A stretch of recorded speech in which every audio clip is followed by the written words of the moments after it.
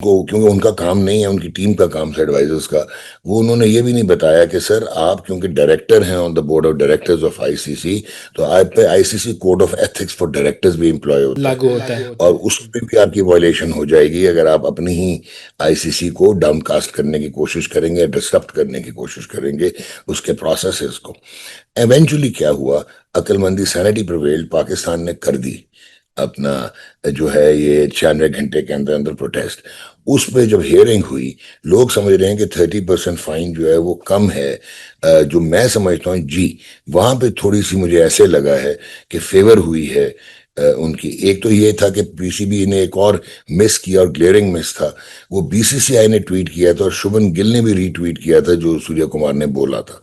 तो आप बीसीसीआई को भी पेनलाइज होना चाहिए था फॉर व्हाट दे डिड। हाँ हाँ तो हाँ, मुझे ऐसे ओके। लगा है कि बैक एंडेड, क्योंकि आपसे भी ग्लेयरिंग ये जो बॉयकॉट वाली चीजें हो गई थी, घंटा लेट आपने करवाया था मैच, तो शायद ये रिकंसिलिएशन हुई है, जिसपे अदरवाइज इस पे सस्पेंशन पॉइंट्स होते हैं, और मैच सस्पेंशन होनी चाहिए थी मिनिमम सूर्य कुमार मतलब यूँ की, कहेंगे वो रादर क्या देन कहते हैं, वो सस्ते में हम ज़रा छूट गए। चलें, ये तो टेक्निकल बात हो गई। अब आते हैं ज़रा आज के मैच की तरफ। हम अपनी टीम को अगर देखें तो हम जानते हैं कि हमारी क्या परफॉर्मेंस रही है। पहले ज़रा थोड़ी सी मैं बात करना चाहूँगा ज़रा टॉप ऑर्डर की। हमारे पास टॉप ऑर्डर का क्राइटेरिया क्या है? कि मतलब साइम अयूब जो है उसने इतने डक्स बना लिए हैं, लोग कह रहे हैं जी he can open a farm, he can make so many omelettes. तो वो साइम अयूब को या तो हमने अच्छे तरीके से रीड नहीं किया था, हमने बहुत ज़्यादा ओवर एस्टिमेट कर लिया, या क्या हुआ है? What is the problem? Saim Ayub एक बड़ा ही टैलेंटेड, पोटेंशियल वाला, highly skilled, close to modern cricketer है, और ब्रिलियंट वो फील्डर है, और वो बॉलिंग भी जिसने अब आपको करके बता रहा है, तो उससे आपको ये क्लियर हो जाना चाहिए कि वो एक प्रोडक्ट है। अब हुआ क्या, राइट। दो तीन चीजें होती हैं। एक तो ये है कि उसकी एक फिनोमिनल सक्सेस है ऑस्ट्रेलिया और साउथ अफ्रीका में, जो प्राइमरली वनडे वाइट बॉल में थी। जी। तो वहां से जब आप स्पॉटलाइट में आ जाते हैं, तो आप एक फिनोमिनल मॉड्यूल होता है उसमें चले जाते हैं, चमक दमक को हैंडल करना पड़ता है। बच्चा 21-22 साल का, तो वहां पे स्ट्रांग मैनेजमेंट होनी चाहिए। फिर इसकी इंजरी हुई, he went to England, yes. Special treatment इसको मिला, बिकॉज पाकिस्तान को अपने ही मेडिकल पैनल पे, जो मैं रोता रहता हूँ, वो इतबार नहीं था तो बाहर भेजा ना। तो जब बाहर भेजा, ये फुली रिहेबिलिटेट होके आया, ये पीएसएल से परफॉर्म नहीं कर रहा था। उसका रीजन बड़ा क्लियर है कि उसका फोकस शिफ्ट हो गया हुआ है। इससे ज्यादा मैं पीछे नहीं जाऊंगा। फोकस शिफ्ट हो गया है, and he is not fully in. अब होता क्या है कि आप उसको खिलाई जा रहे हैं, तो player start taking for taking taking he start taking the place for granted. Pakistan की प्लेस है यार, उनको मल्ले की टीम नहीं है। हाँ। तो उसको तभी करनी चाहिए थी कि यार यू आर नॉट स्कोरिंग। उसका 45 T20 इंटरनेशनल में सिर्फ 4 50 हैं, जिनमें से 19 की उसकी एवरेज है। तो स्ट्राइक रेट भी उसका नीचे आ गया है। So at the end of the day, ये मैनेजमेंट को जो इतनी तकरीरें करते हैं, उनको ये देखना चाहिए था कि यार what is wrong with him. तो ये यही मामला फिर क्या मिडिल ऑर्डर के साथ भी हो रहा है? क्योंकि मिडिल ऑर्डर भी हमारा नहीं परफॉर्म नहीं कर सर, पा रहा है। मिडिल ऑर्डर की कैपेसिटी नहीं है, और उसका रीजन ये है कि 4 पे जो सलमान अली आगा आपके कप्तान है टीम के, वो एक बहुत ही अच्छा, वो आया बड़े सलीके से हुआ है क्रिकेट में, जी। बड़ा मेहनत करके फर्स्ट क्लास लेवल पे, एक्सपीरियंस्ड आदमी है, good test cricketer, quality one day cricketer. उधर आप इसको कप्तान कर देते, but he has nothing to do with T20 cricket, और वो इररेलेवेंट है टू T20 क्रिकेट। अब क्योंकि वो कप्तान है, वो जब बीच में फिट होता है, तो ना उसके आगे वाले रन कर रहे हैं ना पीछे वाले, उसको तो एक मदद चाहिए थी ना दूसरे एंड से, क्योंकि खुद तो उसकी कैपेसिटी है नहीं। T20 की बात कर रहा हूँ, दूसरे टीयर्स की नहीं। तो वहां पे वो अनफॉर्चुनेटली टीम का बैलेंस आउट हो जाता है। सो मच हो कि आपको हसन नवाज, जिसका स्ट्राइक रेट जो है इंटरनेशनल क्रिकेट में, करियर स्ट्राइक रेट 158 का है, और उसका 143 का करियर स्ट्राइक रेट है ऑल T20 क्रिकेट में। और वो एक ऐसा प्लेयर है जो कि वो पावर हिटिंग कर सकता है, जो उसके स्लॉट में हो। आपने उसको ड्रॉप कर दिया। फिर आप इतने डरे हुए हैं कि आपने bits and pieces all rounder number 10 तक खिला दिए, जहां पे आपने फहीम अशरफ को इनिशियली सही यूज नहीं किया। जी। वो गेन कर सकता था, तो वो न्यू बॉल बॉल कर सकता था, तो आपने उससे बॉलिंग नहीं करवाई।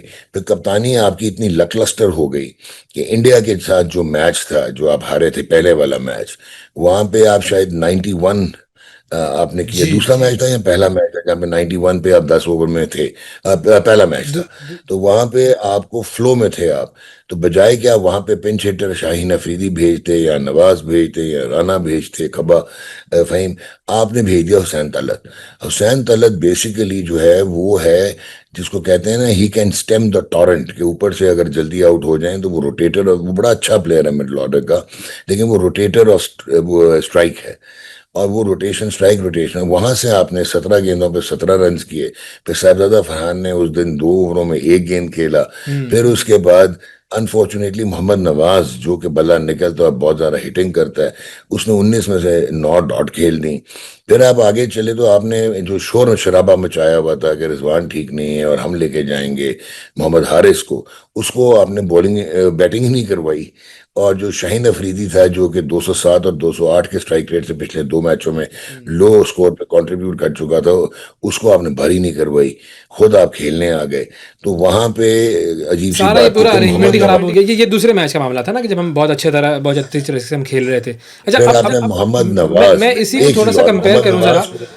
मैं श्रीलंका से जरा कंपेयर करूं इसको। श्रीलंका जो है वो जब इंडिया के सामने 200 बना सकता है और सुपर ओवर में वो चले हार जाता है, तो इसका मतलब ये है कि हम भी कर सकते हैं, क्योंकि इंडिया की बैटिंग लाइनअप को श्रीलंका ने उधेड़ दिया, तो फिर हम भी कर सकते हैं बहुत ना फिर ये आज के लिए। बहुत बहुत सारे नाराज हो जाएंगे जब मैं ये कहूंगा कि श्रीलंका ने अंडर परफॉर्म किया इस टूर्नामेंट में। श्रीलंका की बहुत तगड़ी T20 की टीम है, जो लास्ट मैच में आपको पथुम निसांका ने और कौशल ने, परेरा ने दिखाया आपको।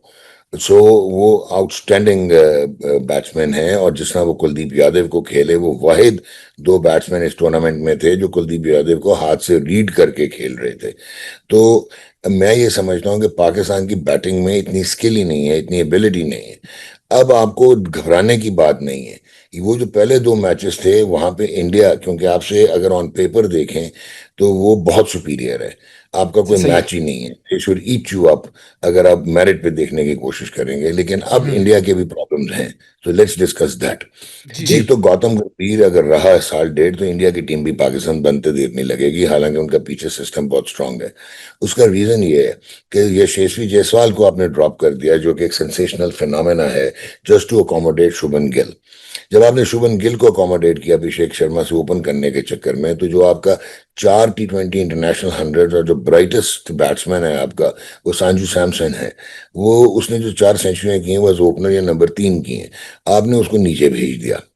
ठीक है, ऊपर से सूर्य कुमार यादव, जो कि एक ब्रिलियंट T20 बैट्समैन है, पिछले 13 मैचेस में उसकी 11 की 11.5 की एवरेज है, 125 रन है, 82 का स्ट्राइक रेट है, तो वो एक वीक लिंक बना हुआ है।